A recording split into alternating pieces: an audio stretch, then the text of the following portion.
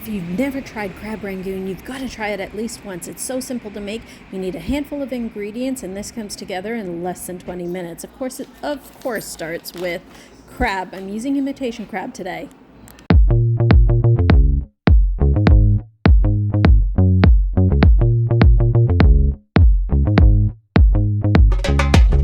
The first thing we need to do is chop up our crab into small pieces so that we can work with it as a mixture for the filling.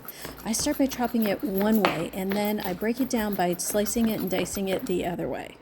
Coincidentally, I was making this around the holiday time, didn't even realize that my cutting board was green and my bowl was red, but it is what it is.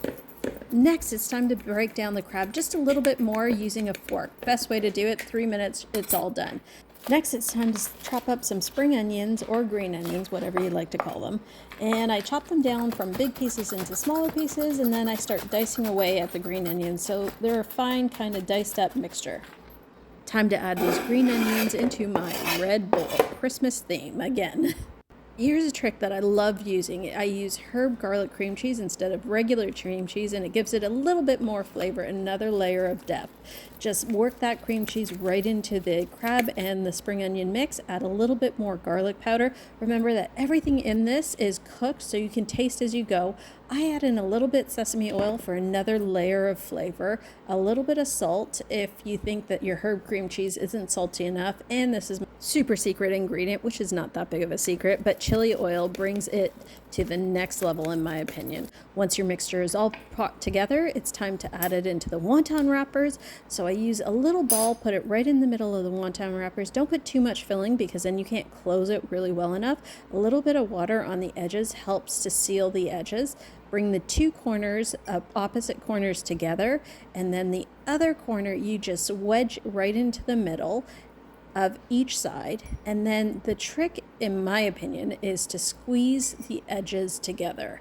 When you squeeze the edges together, the filling does not come out. Okay, let's do that one more time because this took me a couple of goes before I even got it.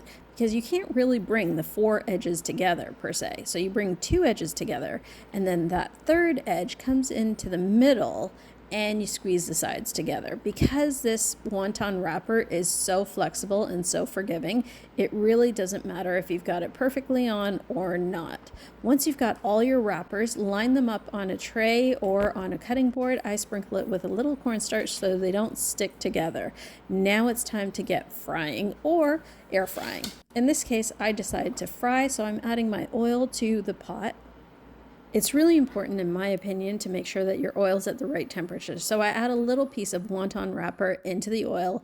There's no bubbles, it's not coming up, it's not ready. There's a few bubbles at the sides, but it's not coming up, so it's still not quite ready. It does eventually come up, but then it absorbs a ton of oil. But when you put your wonton wrapper in, it bubbles on the edges and it comes right up. Your oil is absolutely ready. Time to add your wontons. I add the flat side down first, and then I let it sit for about 1.5 minutes to 2 minutes. You want to watch it carefully because you want to flip it before it gets too dark.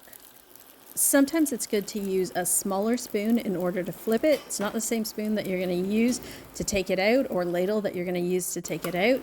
Taking a smaller spoon helps flipping them over because they're not likely to flip over onto that uneven side easily.